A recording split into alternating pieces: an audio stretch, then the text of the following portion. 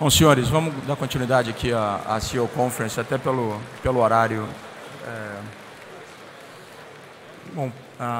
Meu nome é Carlos Eduardo Siqueira, eu sou responsável pela área de pesquisa aqui no BTG Pactual. Muito obrigado pela presença de todos. O nosso painel agora é um painel que vai falar sobre perspectivas de investimento para 2019. E nós temos aqui, eu diria que 4 dos principais gestores em ações no Brasil. Então, acho que é uma oportunidade ímpar para a gente discutir com esses gestores super experientes a visão deles para o mercado acionário, para o mercado brasileiro, agora nos próximos anos. Eu queria apresentar, então, aqui o Fábio Spínola, sócio fundador da Apex, o Guilherme Achia, lá no extremo esquerdo, sócio fundador da Esquadra, o Florian Bartonek, sócio fundador da Constellation, e o Paulo de Sora, sócio fundador da RPS. Só para lembrar vocês, as perguntas podem ser feitas via o app da conferência, que vocês devem ter com vocês. Então, as perguntas chegam aqui para mim e eu passo para os palestrantes. E aproveitar também, até no próprio app da conferência, quem puder, tem uma pesquisa que a gente colocou ali dentro, que demora 2 minutos para responder, que acho que pode ser interessante também. Muito obrigado. Eu vou começar aqui fazendo uma pergunta genérica e para os 4 responderem. Bom, até agora, desde a eleição do presidente Bolsonaro, a Bolsa teve uma performance super forte, subiu bastante, subindo quase 30% em dólar. E a questão que todo mundo faz é, tem espaço para mais? Ou ela se moveu mais rápido do que deveria? Eu passo a pergunta para o painel e quem quiser começar respondendo. Quer começar, Paulo? Não. Eu? Vai lá. Ok, obrigado pelo convite aí, BTG, pela oportunidade. Eu acho que tem que dividir, acho que em 2 momentos, né? Acho que como eu sou provavelmente um dos gestores aqui que tem uma visão mais tática, eu vou falar um pouquinho sobre o que eu acho que é o curto prazo, os próximos 3 meses, e um pouco o que eu acho que pode ser para frente. Então, acho que os próximos 3 meses vão ser difíceis. E acho que o principal motivo primeiro, a subida dos preços, que já anteciparam boa parte, ou uma boa, pelo menos de curto prazo, no CDS, no nível da Bolsa, uma boa parte da expectativa de melhora. O PowerPoint foi apresentado, né, a PowerPoint de mudança de uma sociedade, de uma política social-democrata para uma liberal-democrata. E o PowerPoint está bonito, agora é a execução, né? E a execução envolve o legislativo, envolve a aprovação da Previdência, e acho que é a parte mais fraca desse governo, né?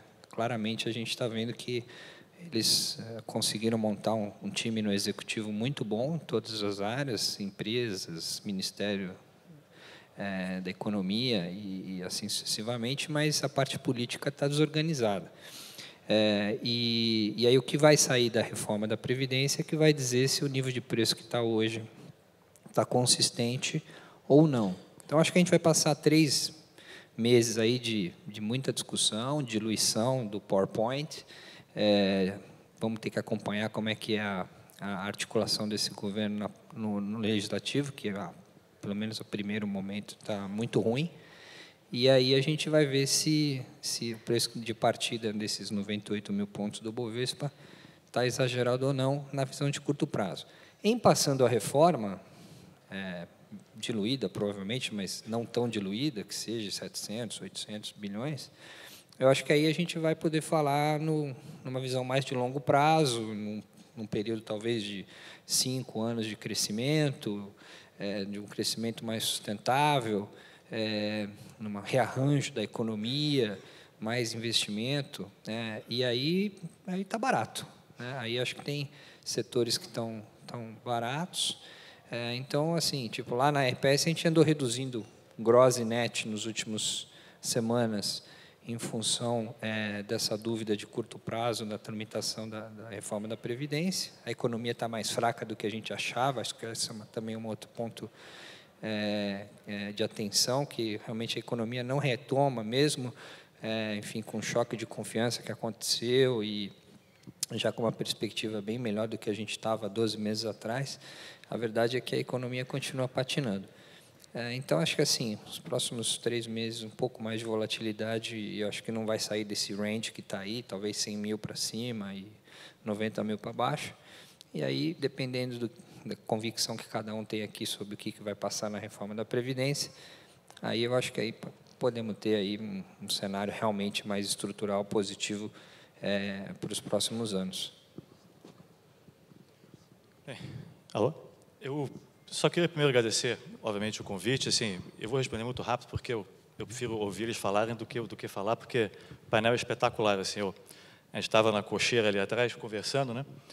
Eu lembrei que o Paulo, assim, eu considerava um dos melhores analistas de commodities do Brasil há 20 anos atrás, e, sinceramente, eu usava os números dele, não do nosso analista de aço, que ele publicava uma folha resumo com todas as empresas. Lembra disso? Tinha todas as empresas. Lembra?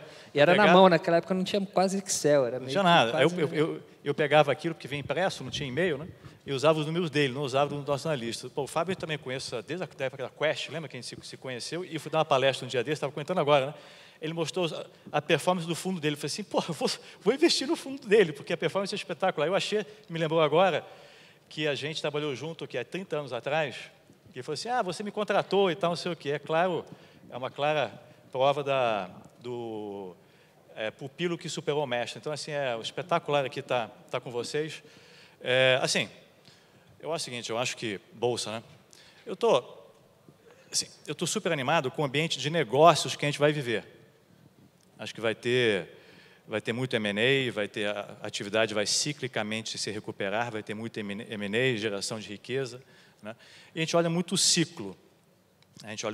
O ciclo econômico, ele oscila 2 para cima, 3 para baixo, o PIB, né? Mas mais importante que o ciclo econômico, para nós aqui de Bolsa, é o ciclo de resultados das companhias, que quando o PIB cresce 3, os lucros podem crescer 10, por conta da alavancagem operacional e vice-versa. Quando o PIB contrai, os lucros contraem mais, né? Então, o ciclo da economia, o ciclo de resultados, né? E tem o ciclo de mercado, que é pior, que é mais acentuado ainda, porque, sabe aquela história? Quando a Bolsa, o PIB vai bem, os lucros vão bem, as pessoas, todo mundo quer ter ação. Eu lembro que alguns anos atrás, as pessoas pediam o CPF da avó, da mãe, para entrar em IPO e tal. Acho que vai voltar, né? E também, quando o PIB cai, os lucros caem, as pessoas se apavoram. Tá? Aí surgem aquelas frases, dinheiro não é tudo na vida, feliz era Adão, que não tinha sogra nem ação. A gente escuta essas coisas, né?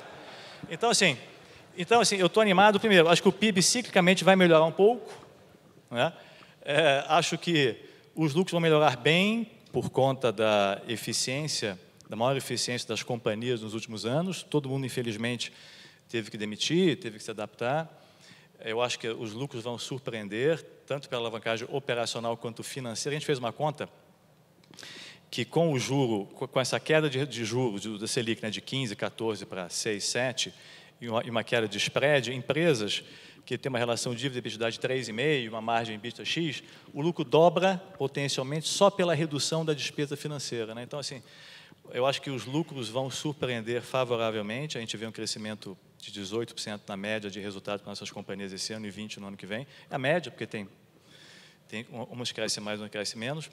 E eu acho que também, então acho que o ciclo de lucros é bom. A gente não pode esquecer isso, porque a gente fica vendo o jornal, o Bebiano, é irrelevante, eu estou nem aí para o Bebiano, o Trump, a Coreia do Norte, o não sei o quê, isso não faz a menor diferença na nossa vida, quando os lucros estão indo bem. Então, a gente não pode deixar se levar para essas coisas se os lucros estão... Eu acho que os lucros vão bem, como o Paulo falou corretamente, acho que vai ter muita volatilidade, tem muita expectativa. E o que ele falou é verdade, assim, vai ser muito difícil para a gente avaliar, porque o jogo político é um jogo que a gente não sabe jogar. O investidor é muito... Né, é um jogo de simulações, não vou votar, não vai passar, a gente se apavora, vende, aí depois, não, agora eu voto, tal. Então, apesar da volatilidade, eu acho que os lucros vão bem. Eu acho que o último ciclo, que é o ciclo psicológico de mercado, né, as pessoas ficam ambiciosas ou apavoradas, também tende a ser muito bom, porque a gente claramente não está no pico do ciclo, onde tem um monte de IPO fraude, que vai acontecer daqui a uns 2, 3 anos, vai ter um monte de IPO, um monte de coisa, um monte de maluquice. A gente não está ainda, né, as empresas que vieram, a gente pode duvidar do modelo de negócio, mas Aridsa, Stone, Pag, são empresas boas que ganham dinheiro no final das contas, né? Então, a gente não chegou na fase ainda das maluquices. Então, acho que a alocação do brasileiro é relativamente baixa, a alocação do estrangeiro é relativamente baixa. Então, assim, eu estou animado no médio e longo prazo, por conta do ciclo, não muito por conta de se é o Bolsonaro, Bebiano, essas coisas não afetam muito, né? Bom, obrigado pelo convite. Prazer estar aqui de novo, repetindo a trinca do ano passado, mas eu achei agora. A gente também está bastante animado. Eu acho que, de fato, subiu. A gente teve uma percepção de eliminação do risco de esquerda, daquele mix de política questionável, né? E a gente vê que há muitas boas intenções. Está todo mundo querendo ganhar dinheiro, está todo mundo querendo investir. Tem aqueles anos que você passou segurando a respiração e você está prontinho para decolar. A gente vai passar necessariamente tem que ter paciência agora até a votação da Previdência. Vocês são 3 meses, 4 meses, 5 meses. Isso daí vai ficar... O mercado andou e, de repente, você vai andar de lado agora.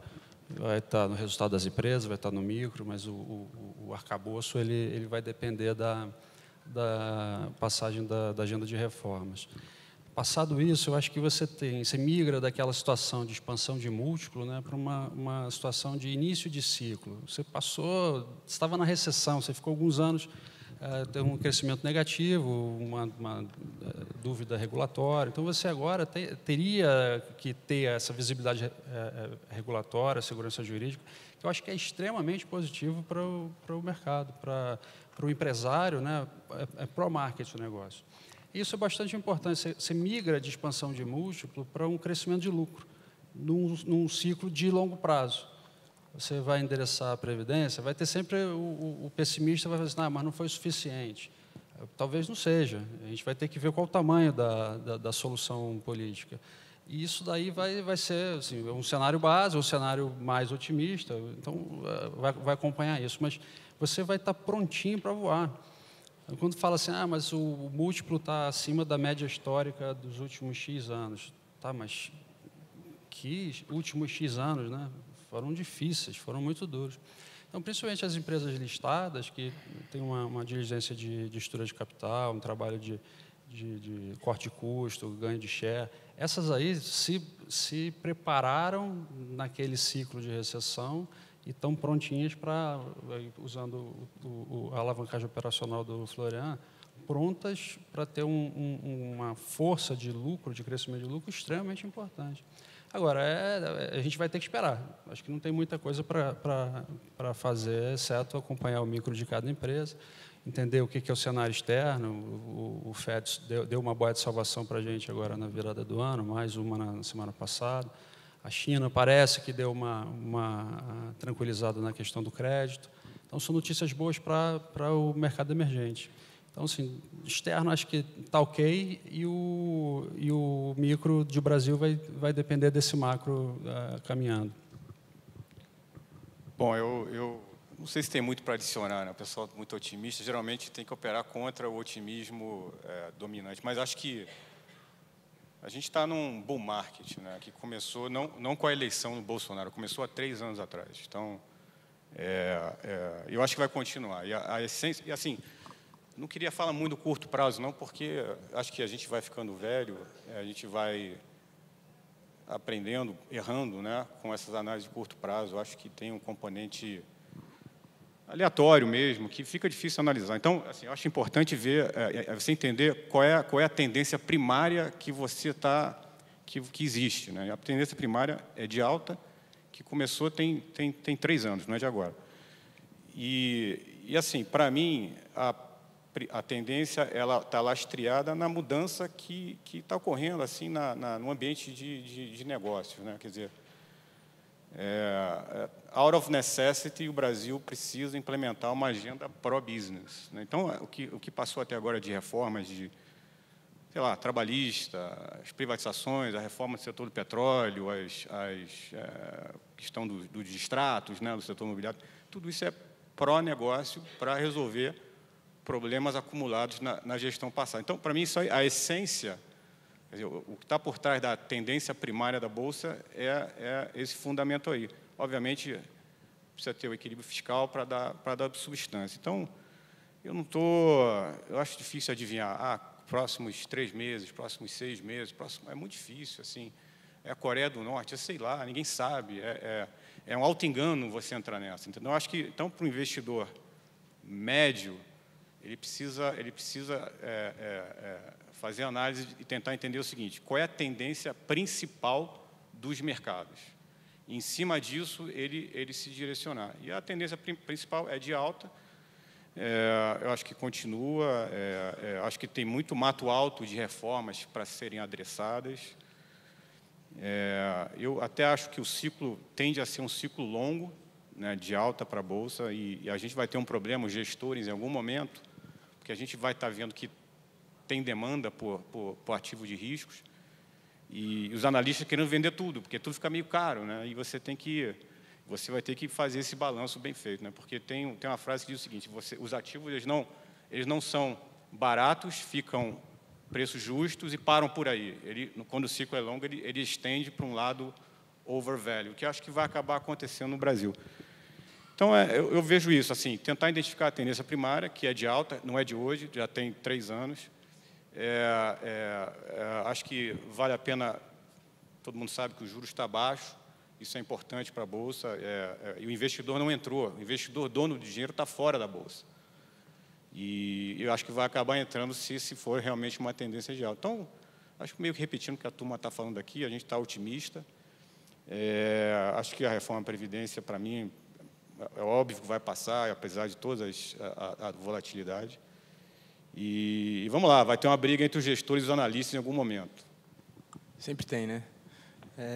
Até, assim, contextualizando um pouco, a gente, até em função da alavancagem operacional financeira, os lucros, na nossa estimativa, no passado, subiram, ainda não está fechado o quarto tri, mas subiram 24%, com o PIB nominal crescendo 5,5%. Então, um ponto que vocês estão fazendo é isso que está fazendo que o Bovespa, apesar da performance, pelo menos na nossa visão, ele continua negociando ali em linha com a média histórica, quando a gente bota tudo junto. Agora, uma coisa que está acontecendo, e aí, de novo, vou devolver para vocês, é que quando a gente decompõe o valuation do Bovespa entre ações que vendem basicamente no mercado local, né, ações que a gente chama de domésticas, e as exportadoras, as domésticas estão negociando acima da sua média histórica nesse momento já. E a questão que eu faço, eu vou começar agora, vamos voltar do Axê para cá, que setores, então, como se posicionar na Bolsa hoje? Quais são os setores que vocês acham que mais se beneficiam desse ciclo positivo de alta, já levando em conta o fato de que as empresas domésticas vêm andando, né, já desde a eleição? Eu vou deixar para eles falarem dos setores, mas meu sonho é encontrar uma empresa fintech barata, né, porque é evidente... BTG Pactual Digital. Pois é, talvez. Talvez. É uma boa dica. Mas é porque eu acho que tem uma tendência estrutural enfim, de ser criado muito valor nesse tipo de empresa. E assim, vou tentar responder o inverso da sua pergunta, que é falar o que não acho que não vai performar bem no ciclo, vai. Então, assim, acho que o maior bear market que existe no Brasil hoje chama-se Funcionários Públicos SA. Esse é o maior bear market do Brasil. Então, se desse para shortear, eu acho que seria um bom investimento. Eu acho assim, bancos de varejo, num prazo longo, eu acho que vão sofrer, né? Porque não só você tem as fintechs, que vão arbitrar esse excesso de rentabilidade que existe no setor, mas acho que existe todo um ambiente político, né, do establishment político, de alguma forma, combater também esse excesso de rentabilidade. Então, assim, eu estaria muito preocupado com os bancos de varejo. E a dica aqui, que eu sempre uso para tentar ver mudanças de tendência, é o peso de determinado setor no índice. Então, quando o peso de um determinado setor no índice fica muito grande, é um sinal de alerta de que foi demais e chegou lá porque teve mérito, porque ganhou-se muito dinheiro, essas empresas foram muito rentáveis, mas o capitalismo costuma arbitrar o excesso de rentabilidade. Então, e os bancos de varejo hoje, se eu não me engano, são juntos mais de 25% do índice Bovespa. Então, me preocupa. Então, meio que invertendo um pouco a tua pergunta, eu estaria preocupado com esse grupo aí. E tem outras coisinhas menores, mas eu sou mais polêmico, eu prefiro não falar aqui em público. Eu acho que essas empresas expostas às atividades domésticas, como eu comentei no início, elas estão prontas para voar. Então, tem a questão do múltiplo de 12 meses, só que esse múltiplo não deveria estar lá, já que é início de ciclo. Então, tem essa discussão. Você vai alongar o horizonte de investimento, você eventualmente vai poder olhar para um DCF, aí você vai achar valor em tudo. Mas é perpetuidade. Então, a margem de erro também o intervalo é grande lá na ponta. Eu acho que para início de ciclo é isso. Acho que você tem essa história de crescimento de lucro, você vai chegar depois da Previdência, já vai começar a olhar o múltiplo de 2020. Então, você vai achar valor em tudo. Se o ciclo for longo mesmo, como a gente está achando que sim. Então, acho que mas são empresas também que a gente já estava investido antes de eleição. Entre aspas, são empresas à prova de bala. Estão executando bem, vieram com crescimento de lucro consistentemente. Essas empresas são de investimentos de longo prazo mesmo. Então, outras vão acompanhar mais o ciclo. Então, tem empresas que vão estar também associadas ao varejo, a indústrias, mas que elas estão com lucro deprimido, com lucro ainda operando abaixo, lucro nominal, operando abaixo dos lucros históricos, highs históricos de 2013, que foi o auge da atividade ali, do resultado das empresas. Então, tem muita empresa para explorar esse tipo de recuperação de lucro. Apesar do múltiplo estar alto, a alavancagem operacional, de novo, vai fazer um efeito relevante. Concordo com essa questão da competição digital de curto prazo. Acho que tem banco barato ainda que dá para perceber um crescimento de crédito. E aí, se você olhar para a taxa de desemprego e o comprometimento de renda das famílias, mais a alavancagem das famílias, é uma composição que favorece o consumo, né? Se você estiver efetivamente andando para frente na questão da Previdência, que você vai ter passado a dúvida fiscal. Então, essa direção é uma direção boa. Você tem um tema de renda, você tem tema de crédito, e aí fora o micro de uma série de outras empresas que você vai observar ao longo do tempo. Aí não dá para generalizar por setor. Eu vou pegar o gancho do Fábio do Axê. Eu acho o seguinte, eu estou super animado com esse setor de tecnologia, que na verdade é uma sensação amargo-doce, né? Porque também no ponto do Axê assim, é tudo muito legal, mas tudo muito caro, né? Eu acho que se você olhasse, também no ponto do Axê, se você olhasse os números, né? Em 2000, Telebrás, Telecom era 52% do Ibovespa, o consumo era 3%. Em 2008, 2008 Telecom caiu de 52 para 2, commodities foi para 40 e poucos, porque era CSN, Vale, pré-sal e tal, né? E hoje commodities é bem menos e financeiras é 30 e poucos %, incluindo B3 e tal, né? E se você olhar consumo, deve ser 20% e tecnologia deve ser 2%. Eu acho que a gente vai ver isso daqui a 10 anos, tecnologia. Se olhar o S&P, tecnologia é um dos maiores setores, né? A gente vai ver essa migração. Só que para nós vai ser um super desafio, porque eu lembro assim, há 10 anos atrás, a gente falava de Itaú, e não falava de disrupção, a gente olhava Bradesco, Ambev, ninguém falava de disrupção. Hoje em dia, todas as empresas estão sendo disruptadas, né? Então ficou muito mais difícil ser investidor, sinceramente, porque a receita de estacionamento do Iguatemi caiu porque as pessoas estão indo de Uber, então, coisa que você não imaginava há 5 anos atrás. Então, assim, a gente tem um desafio de entender esses setores, que o risco vai ser maior. Acho que é legal, porque a gente está de saco cheio de há 30 anos de ficar discutindo distribuição de combustível, minério de ferro, aço, o negócio das antigas, você sabe, não é o que é legal, o que é a nova economia, é um negócio antigo, né? E agora a gente vai ter chance de discutir coisas novas, né? Então, assim, eu estou, novamente, sessão amargo doce, porque vai ser muito legal, vai ter muita, como eu falei, vai ter muita fraude, vai ter bolha e tal. Mas, enfim, eu acho que vai ser um desafio para o gestor, mas vai ser interessante, porque quando você tem um setor muito interessante, mas que o peso no índice ainda é pequeno, você tem muita chance de gerar alfa como gestor, né? Então, eu acho que isso vai acontecer. Acho que os gestores vão poder gerar bastante alfa por conta dessa migração desse setor novo de tech, ou tech, serviços, como você quiser chamar, né? Então, assim, mas, enfim, vai ser bastante desafiador para a gente. E vamos ver. Bom, eu vou, como eu sempre dou um viés um pouco mais de curto prazo do que de longo prazo, que eles entendem muito mais do que eu, assim, num cenário onde a gente vai passar por um período mais turbulento, talvez, nessa tese de que a reforma vai ser uma discussão difícil. A gente andou migrando para comprar setores que têm mais a ver com o ciclo global, que a gente tem uma visão, acho que meio que em linha aqui, que o Fed jogou uma boia para os próximos, pelo menos, 6 meses. Acho que a China vai sair dessa desaceleração mais forte da economia, provavelmente nos próximos meses, entre o primeiro e o segundo tri. E os setores, as empresas dos setores ciclo globais estão muito baratas, né? Acho que se tem um setor na bolsa que e aí acho que é meio controverso falar barato, porque depende de uma variável que você não controla, que é o preço da commodity, mas acho que assim é razoável fazer múltiplos de curto prazo e perceber que a Suzano está barata, que a Vale ficou muito barata com a crise que está vivendo, que a Petrobras é uma empresa muito barata. Então, a gente andou migrando a nossa carteira para uma carteira com mais exposição a cíclicas globais. E o jogo, acho que para quem quer participar desse Brasil que começa a dar certo, com melhor governança, com melhor ambiente de negócios, aonde tem gordura grande de valuation são ainda nas empresas estatais.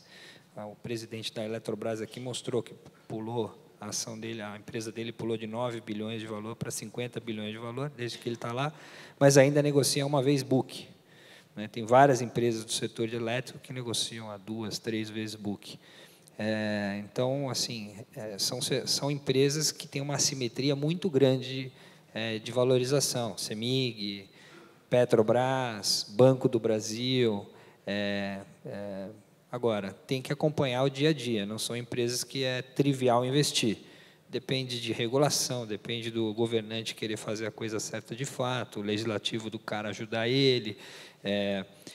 Mas, assim, a gente está vendo uma tendência estrutural de melhora de ambiente de negócios para essas empresas estatais. O setor de saneamento, mesma coisa, nós temos que investir 500 bilhões de reais em saneamento no Brasil para começar a tratar o saneamento da forma certa no país. Então, assim, o nosso foco lá, então, assim, no curto prazo foi as cíclicas globais.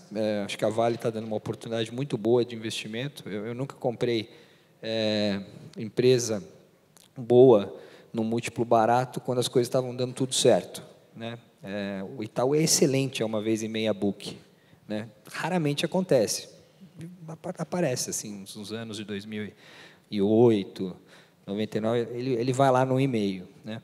A 3 vezes e pouco, precisa dar tudo certo. Acho que eu estou um pouco na linha do Axê, assim, para achar que tem altíssima ganho expressivo de capital nessas empresas que são muito grandes e que já estão valendo muito. Então, assim, o nosso tático de curto prazo está nessa linha aí das estatais, por um lado, e dos cíclicas globais. Legal, obrigado. Até a plateia mandou algumas vezes essa pergunta, então vou repassar aqui, que é realmente uma curiosidade. O que aconteceu foi que, desde do primeiro turno, logo depois do primeiro turno da eleição, os fundos de ações locais se posicionaram rapidamente, né? Quem tinha caixa alocou caixa. Então, a gente viu que, talvez, boa parte desse rally que a gente viu até agora, ele foi, na verdade, levado pelos investidores locais. E os investidores estrangeiros, por alguma razão, perderam essa primeira pernada do rally, né? Aparentemente, pelo menos.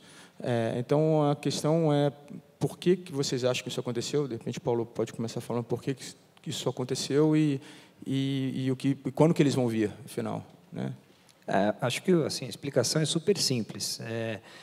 O investidor estrangeiro que se posicionou em país e mercado emergente que estava passando por transformação perdeu dinheiro, historicamente. Foi assim, mais recentemente, na Argentina, foi assim na Índia.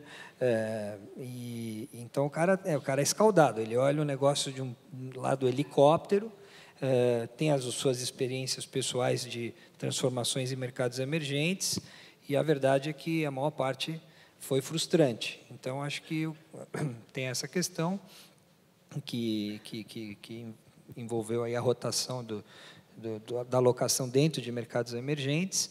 E o investidor global, que eu acho que é quem está fora, porque o investidor de mercado emergente, até onde a gente consegue acompanhar, não está underweight Brasil, né?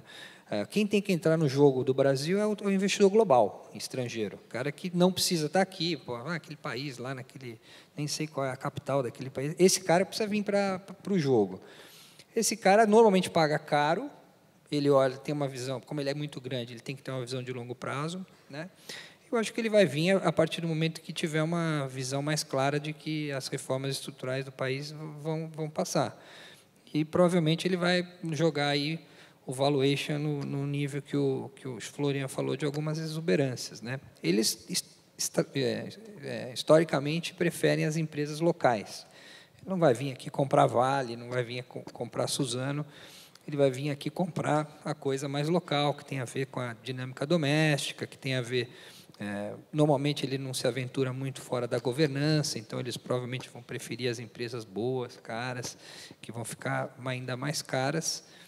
Mas, assim, eu tô animado, que eu acho que se a gente realmente endereçar nos próximos, sei lá, 3, 4 meses, que não é nada para quem investe no longo prazo na Bolsa, a questão da Previdência, eu acho que essa turma vai vir aqui comprar as ações do Florian, do Fábio. Eu acho que é isso que vai acontecer. Eu concordo com o Paulo, só voltando um pouco à pergunta anterior que eu não respondi, você perguntou sobre a questão de empresas caras, né? Eu acho que no Brasil, assim, o brasileiro tem a má mania de querer comprar tudo barato, né? Vai lá no outlet, o cara não aguenta, o cara sai com 50 sacolas, aí, sabe? Eu vou para a Disney todo ano e aí tem que sempre passar nos outlets. E aí, você pega o sapato, eu calço 44, nunca tem meu sapato. Aí você pega o 43, porque, é tão barato, vai lacear e tal, não sei o quê. Então, aí você sempre compra um monte de porcaria que sempre fica no armário, você nunca usa, joga fora depois de 10 anos. E quem fez isso no Brasil só se deu mal. Sabe aquela frase? Tudo que eu paguei caro, eu falei assim, estou pagando caro, me dei bem. Tudo que eu falei, estou comprando barato, me dei mal. Então, a gente tem que perder um pouco essa mania de querer só comprar o que é barato, né? Às vezes tem que reconhecer que tem empresas que parecem caras, mas que vão bem. A questão do achei do analista, me lembrei, que lá na Pactual, eu lembro que, eu não sei se era o Paulo que falava assim, tem hora que você tem que trancar o analista no armário. Lembra disso, Axê? Tem que trancar ele no armário, porque... E aconteceu isso ano passado, engraçado, porque a gente sempre fez lá no Constellation... Tinha o mercado do Vietcong, lembra? Tinha o Vietcong e o There's a Storm. Isso aí. Talvez só arrumou outro trabalho para mim lá no banco, antes que seja tarde demais. E aí, por exemplo, a gente sempre fez cenário pessimista. E se dá uma cagada? Não, mas dá uma cagada, blá, blá, blá. A gente nunca tinha feito cenário. E se o Brasil der certo? Não vai dar certo, né? Aí ano passado, ele falou assim, não, e se o Brasil der certo? Não, pera, como é isso? Não, faz um cenário do Brasil dando certo. Aí cada analista fez o cenário, todo mundo ficou meio desconfortável, mas aí o cara, nosso analista de B3, Bolsa, que é o cara ótimo, falou assim, olha, se o Brasil der certo, eu acho que os volumes da Bolsa crescem 20%. Falei, mas está crescendo quanto esse ano? 25%. Porra, mas se o Brasil der certo... Não, mas veja bem, então, eu estou dizendo o seguinte, a gente não está preparado para o Brasil dar certo, a gente quase não quer que o Brasil dê certo, porque... Quem está aqui é porque é meio pessimista, porque quem foi otimista ficou pelo caminho. Mas a questão do gringo... Não, é verdade. Né?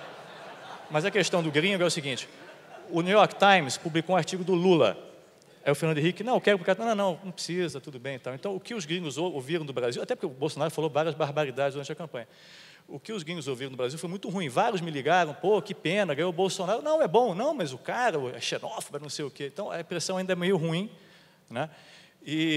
Mas acho que os caras vêm, porque o Brasil é relevante. Lembra o que eu falei ano passado sem querer, mas é verdade, né? Assim, se o Equador, a Bolívia e o Peru sobem, ninguém dá muita bola, né?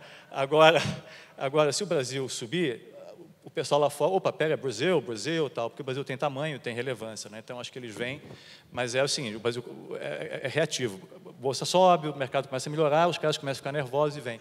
Então, acho que eles conhecendo um pouco melhor a pauta econômica, eu acho que eles deveriam vir. Eu acho que o gringo ele vai aparecer na hora que você confirmar a Previdência. O dinheiro ele vai atrás do crescimento. É simples. Não veio. Eu concordo com o que o Paulo falou, que o gringo se machucou nos outros países onde ele investiu. Então, se você olhar para o Brasil, ele vai precisar... Agora, já que eu machuquei, eu quero ver a confirmação. Então, esse é um ponto bastante importante. O outro ponto é se o Fed vai deixar essa taxa aí que possa ter algum cenário. Se você não tiver nenhum grande problema externo, aqui eu acho que anda, ele vem. Mas eu sou um pouco mais otimista do ponto de vista local, que a indústria cresceu muito. A indústria de multimercado está muito grande, a indústria de bolsa também cresceu e o estoque de dinheiro na renda fixa plain vanilla é muito grande. Então, você teve um movimento nessa direção dos multimercados, que eram os órfãos da LCI, LCA, das últimas safras. Então, isso andou, eu acho que tem mais para andar. Deixa esse juro ficar baixo de forma estrutural. Então, vai andar. E aí vai vir IPO, vai vir follow-on. Isso tem que vir. Para a gente é importante isso, porque é capacidade. Os fundos vão fechar e você precisa que isso venha para você continuar operando. Então, eu acho que o mercado aqui ele teve um crescimento relativo às indústrias europeias e americanas que é bastante significativo. Nesse ponto, eu sou um pouco mais otimista. Então. Cadu, não tem muito para acrescentar, não. Não, mas de repente, é uma coisa que eu acho interessante, que o Fábio até mencionou. Só assim, a minha experiência com tentar antecipar ciclo de financeiro, quem vai entrar, quem vai sair, a minha é péssima. Acho que ficar tentando adivinhar quando o gringo vem, quando ele volta, quando ele...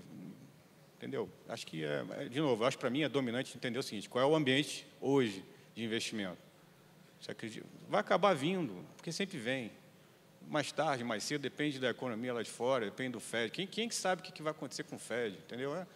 É um baita de um auto-engano de qualquer um de nós, a ficar tentando projetar a economia americana, a política... Eu acho um auto-engano, assim, dos maiores. Então... Acho que, assim, de novo, qual é a tendência primária, você acredita, e vai acabar vindo, se tiver oportunidade de investimento. Eu acho. E eu acho que até na linha do Fábio, isso que eu ia comentar, se a gente olha, mesmo no mercado local, né, mesmo com o dinheiro começando a ser mais direcionado para ações, hoje a alocação dos fundos mútuos em ações, e muito por causa dos fundos de pensão, é apenas 10%. Né? É baixo, mesmo comparado, se a gente voltar quando a Dilma foi reeleita, tinha mais dinheiro alocado em ações. Se pegar a média de dinheiro alocado em ações no período de 2011 a 2014, era muito mais alto do que a gente tem agora. Então, parece que tem também uma oportunidade, não só do estrangeiro vir, mas como do investidor local diversificar a sua alocação e ter mais ativos de risco na carteira. Não sei se vocês concordam com essa visão. O investidor local, assim, o varejo, né, que é o grande investidor, o grande dono do capital, ele tem um padrão, né, que ele vai investir pesado quando o vizinho estiver ganhando dinheiro, né? Então, a Bolsa vai ter que subir consistentemente, com baixa volatilidade. Geralmente, é nesse cenário que esse dinheiro costuma entrar pesado. Né? Mas, de novo, acho, para mim, não é tão relevante para um prazo que tem que ser de investimento em mercado. Na minha opinião. Como é que vocês acham que as plataformas digitais podem contribuir para esse movimento? Porque, no passado, era tudo via bancão, então o cara nem conhecia. Hoje em dia, parece que essas plataformas digitais estão acelerando o aprendizado dos investidores de porte menor para as alternativas de investimento que existem, inclusive ações. Como é que vocês acham que esse fenômeno todo das plataformas digitais pode contribuir para uma diversificação maior, inclusive em ações? Eu estou torcendo para que funcione, porque o brasileiro não tem cultura de investimento em risco, né?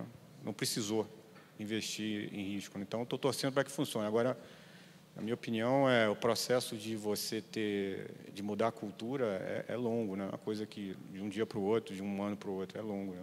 Tomara que funcione. Só para completar, o que eu estou muito feliz também é que essas plataformas digitais, elas também têm feito um serviço de educação muito grande, assim, parece que não, mas o canal digital do BTG educa o investidor, não é só um supermercado e vem aqui, toma e o problema é seu. Então, eu estou super satisfeito, porque eu acho que tem um processo de educação que está acontecendo via plataformas digitais também. Né? Então, acho que é muito legal isso. Eu concordo, acho que está só começando. A gente não viu nada ainda. Aí também, só para, como você falou, alguém falou do juro, né? Assim, sendo bem franco, né? A gente costuma brincar que a gente parecia que o negócio de CRI, incentivadas, o CDI a 14, costuma brincar que a gente era tipo o Tarzan na floresta, né? Ficava lá peladão, comia banana, que era o CRI, estava lá tranquilo, não tinha nada. Para quê? Tá tão gostoso aqui no meu CRI, no meu minha LCA e tal, para que eu vou botar em bolsa? Está tão bom aqui, estou quietinho. E acabou essa brincadeira, né? Eu costumo dizer assim, você pega o Tarzan, bota ele em Londres, pô, tem que conhecer coisa nova, tem que se sofisticar, correr risco, aprender a língua e tal. Então, eu acho que o investidor que sabe aquela história, com juro de 1% ao mês, para que trabalhar? Né? Porque trabalhar é um loser, né? Agora tem que trabalhar, tem que correr risco, né? Então, acho que essa tendência vai se intensificar, que o Fábio falou. Legal, tem uma pergunta da plateia que eu vou passar para vocês para encerrar. A pergunta é, qual é o segredo para fazer alfa daqui para frente? Como vocês que fizeram a vida inteira, geraram alfa, qual é o segredo para gerar alfa? Eu acho que tem vários jeitos de gerar alfa, né? Que aí que é a beleza de ter várias gestoras com várias metodologias de investimento. Não existe um segredo. Eu acho que cada um tem que ver aquilo que encaixa melhor para o seu jeito de investir, né? Tem o Florian, que olha as empresas ganhadoras de longo prazo, vai lá, estuda profundamente a empresa, os concorrentes, e olha, né, um horizonte mais longo. E tem a gente lá na RPS que tenta gerar alfa com uma visão mais macro, setorial, tática.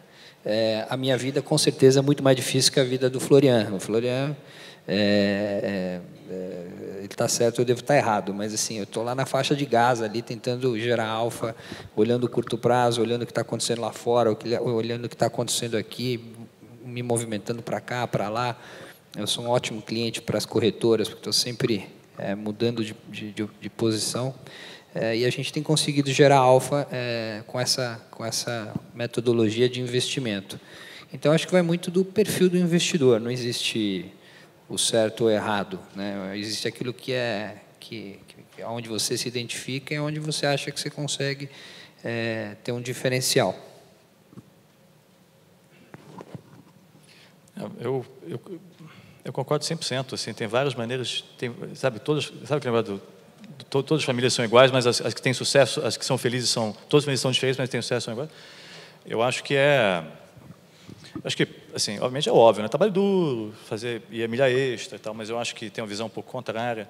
Eu acho que vai ser interessante porque até 3 anos atrás, como a Xê falou quando começou o bull market, assim, se você tivesse um pouco mais de otimista, você tinha um pouco menos de caixa e tal. Hoje está todo mundo com caixa relativamente baixo nos fundos, né? Então a seleção de ações faz mais diferença. Então, acho que vai ser mais difícil gerar alfa, porque está todo mundo meio... Aquele negócio de ficar comprado já não gera mais, entre aspas, alfa em relação à concorrência, por exemplo. E muita empresa nova, né? Assim, novamente, quando a gente olhava Ambev há 10 anos atrás, não era assunto disrupção, não era assunto qualidade do management. Porque a gente conhecia as pessoas e sabia que o business não ia ser disruptado, né? É a questão de preço e múltiplo. Hoje em dia, nessas empresas novas, ano passado, a Apivida é intermédica. Eu não conhecia a empresa e não conhecia os caras. E tem risco de disrupção. Então, ficou mais difícil, assim, porque era tão bom, assim, Ambev, Itaú, Natura, tranquilo. Agora, são empresas novas, que algumas podem disruptar, outras serão disruptadas, então, a vida ficou mais difícil, porque é o que é nos Estados Unidos, né? É como devia ser, né? Assim, não é fácil, né? Então, eu acho que vai ser mais difícil para a gente. Eu acho que começar evitando os losers, né? Talvez seja já um grande caminho andado. Um outro ponto que a gente pensa bastante, a quantidade de informação que existe por aí é um universo, né? Então, tem muito analista que vai, não sabe onde parar e não sabe nem como voltar. E o voltar é o mais importante, que eu acho que é a síntese, a capacidade de sintetizar a tese, né? Entender o que é mais importante. E a gente, dentro desse bolo, aí, a gente sempre gosta de olhar o crescimento de lucro. Aí você vai questionar, bom, mas e as empresas de internet, as digitais, que ficam queimando caixa por um tempo? O negócio é trazer qual o valor do usuário e tal. Então, isso é um ambiente novo que é difícil você modelar. Não dá para falar assim, isso aqui é crescimento de lucro, não teve ainda. Então, é uma tendência, igual essa linha de receita, ela vai decolar, o custo que está associado a você comprar o cliente é compatível. Então, isso daí, mas isso ainda está por haver, né? Então, acho que até hoje o crescimento de lucro talvez seja a mola mais importante aí para a propulsão das ações. Deu tempo esgotado ter que responder. É difícil. Isso é difícil. Não, olha só, vai ser muito difícil. Na verdade, Brasil é um mercado de ações, que eu vou falar, um mercado extremamente competitivo, né, por razões específicas, mas assim, eu nunca fiz a conta, acho que não dá para fazer, mas eu chutaria com uma convicção grande que é o mercado que tem a maior quantidade de analistas dividido pelo número de empresas. Eu, por exemplo, estou um pouquinho mais velho, quando eu vou nessas reuniões aqui, fechadas, one-on-one, eu fico quieto, porque eles são muito bons, são muito melhores que a gente, né? Então, vai ser muito difícil. Então, eu só deixaria isso no ar. Assim, é muito competitivo, talvez o mais competitivo que existe no mundo, porque o mercado brasileiro é pequeno e a quantidade de analistas é muito grande. Por quê? Porque os FIIs são muito altos. Então, a gente cobra muito caro, então você consegue ter um grupo grande de analistas. Então, eu vou ficar por aí. Ok, senhores, muito obrigado pela presença. Obrigado a todos.